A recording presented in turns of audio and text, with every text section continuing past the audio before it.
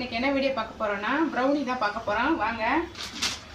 நான் இந்த சாக்லேட் தான் எடுத்திருக்கேன். இது டார்க் சாக்லேட்டு. இது வந்து அரை கிலோ 1/2 கிலோ. இது நான் பாதி தான் போட்டிருக்கேன், 1/4 கிலோ அளவுக்கு.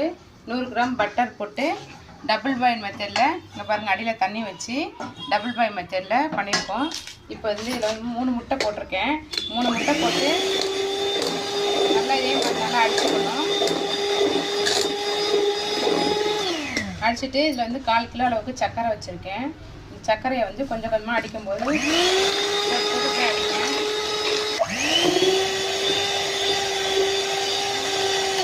பார்த்தீங்கன்னா நல்லா ஒரு இட்லி மாவு பதத்துக்கு வந்துருச்சு இந்த முட்டையும் சர்க்கரையும். இப்போ நெக்ஸ்ட்டு நம்ம என்ன ஆட் பண்ண போகிறோம் அப்படின்னா, அவ்வளோதான். இனிமேல் அடிக்கக்கூடாது. இனிமேல் நம்ம வந்து கையிலேயே கலந்து விட்டால் போதும். அதனால் இதை நல்லா எடுத்துட்டு மைதா போடுறோம். மைதா பார்த்திங்கன்னா 1/4 கிலோ அளவு இருக்குது மைதா. நெக்ஸ்ட்டு பார்த்திங்கன்னா கொக்கோ பவுட்ரு. இது பார்த்திங்கன்னா 150 ml இது. நெக்ஸ்ட்டு பார்த்திங்கன்னா பேக்கிங் பவுடரு, இது 1 ஸ்பூனு. நெக்ஸ்ட்டு பேக்கிங் சோடா சும்மா ஒரு 1/4 ஸ்பூனு. இதெல்லாம் போட்டு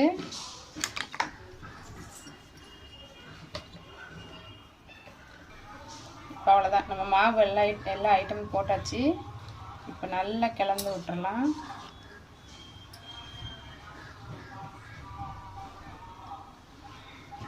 நல்லா கிளந்திட்டு அப்புறம் நம்ம நெக்ஸ்ட்டு பார்த்தீங்கன்னா நம்ம இந்த டபுள் பாயில் மெத்தடில் வச்சுருக்கோம் இல்லையா, இதை வந்து ஆட் பண்ண போகிறோம்.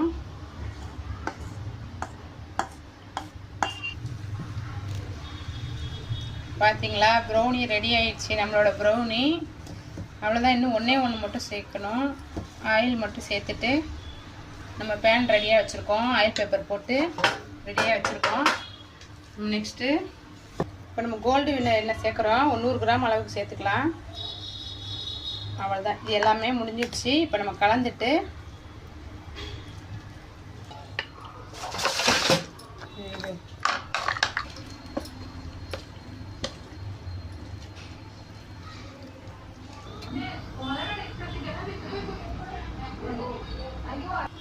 பாருங்கள், நம்ம ப்ரௌனி ரெடி ஆயிடுச்சு.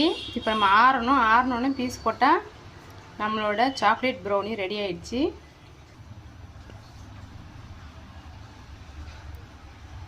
சூடு ஆறக்குள்ளே போட்டு வச்சுருங்க பீஸு. ஆறிடுச்சுன்னா போட வராது, அதுக்காக தான். பாருங்கள், பீஸ் போட்டாச்சு. இது சூடாக இருக்கவும் நமக்கு வந்து இப்படி பீகிற மாதிரி அழகாக இருக்குது. ஆனால் எவ்வளோ சாஃப்டாக எப்படி இருக்குன்னு பாருங்கள். டார்க் சாக்லேட் போட்டிங்கன்னா தான் உங்களுக்கு இந்த கலர் இப்படி அழகாக வரும். ஓகே ஃப்ரெண்ட்ஸ், பிடிச்சி